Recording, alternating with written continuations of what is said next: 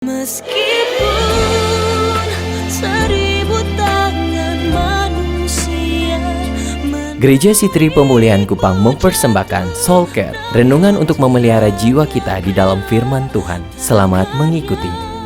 Saya ingin bawa Bapak Ibu Saudara belajar bagaimana Allah membela kita melalui pekerjaan Roh Kudus-Nya. Di dalam Alkitab Perjanjian Baru, khususnya Lukas dan Paulus melihat peristiwa pencurahan Roh Kudus di hari Pentakosta sebagai dimulainya, diresmikannya sebuah era baru, sebuah pelayanan zaman baru yang disebut pelayanan Perjanjian Baru. Dan hari pencurahan Roh Kudus menandakan dimulainya era baru, pelayanan Perjanjian Baru yang disebut juga oleh Paulus pelayanan roh. Oleh karena itu Bapak Ibu Saudara, saya ingin Saudara tangkap ini baik-baik, bahwa sampai titik ini Gereja Sitri Pemulihan Kupang masih akan terus tetap percaya akan beroperasinya karunia-karunia Roh Kudus. Nubuat, bahasa roh, kesembuhan ilahi Allah masih lakukan sampai hari ini. Tetapi dalam urusan yang lebih sensitif, khususnya karunia bahasa roh, izinkan saya ambil sedikit kesempatan menjelaskannya kepada Saudara. Paulus bilang, aku mengucap syukur kepada Allah bahwa aku berkata-kata dengan bahasa roh lebih daripada kamu semua. Paulus bilang, saya bicara bahasa roh, saya beroperasi dalam bahasa roh, tetapi bahasa roh harus dipakai dalam tujuan membangun diri sendiri. Siapa yang berkata-kata dengan bahasa roh, ia membangun dirinya sendiri. Siapa yang bernubuat, ia membangun jemaat. Saudara berbicara bahasa roh itu untuk bangun diri sendiri, itu untuk antara Anda dengan Tuhan. Jadi bagaimana sekarang saudara-saudara, bila mana kamu berkumpul, hendaklah tiap-tiap orang mempersembahkan sesuatu, yang seorang mazmur, yang lain pengajaran atau pernyataan atau karunia bahasa roh atau karunia untuk menafsirkan bahasa roh. Catatan kaki Paulus kasih, tetapi semuanya itu harus dipergunakan untuk membangun. Bahasa roh tidak dipakai untuk bersaing.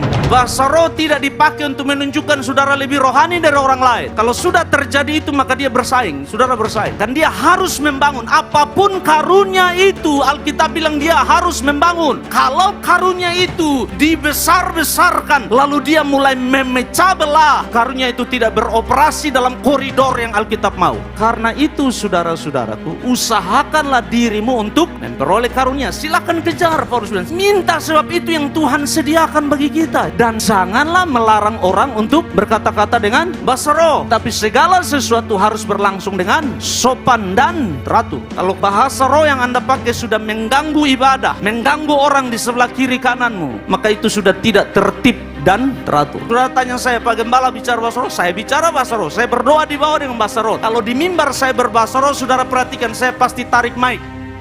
Kenapa saya tidak mau mengganggu saudara yang sedang berdoa di bawah? Itu antara saudara dengan Tuhan, saya dengan Tuhan. Di Sitri itu dibuka ruang kesempatannya, tetapi jangan berkanjang kepada itu dan itu menjadi yang utama. Paulus ajar kita bahwa waktu Roh Kudus ambil alih seseorang, harus diikuti dengan perubahan karakter. Kalau bahasa roh jago dan karakter nol, berarti itu tidak benar. Jangan larang orang berbahasa roh, jangan larang, apalagi diplesetin dan dimain-mainin. Saya takut, saya tidak tahu dengan saudara, tapi itu sesuatu yang sakral, itu sesuatu yang rohani. Saya memilih menghormatinya. Kalau itu tidak benar, itu urusan orang itu dengan Tuhan.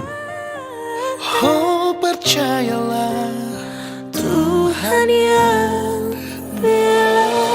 Demikian renungan Soul Care dari Gereja Sitri Pemulihan Kupang. Tuhan Yesus memberkati.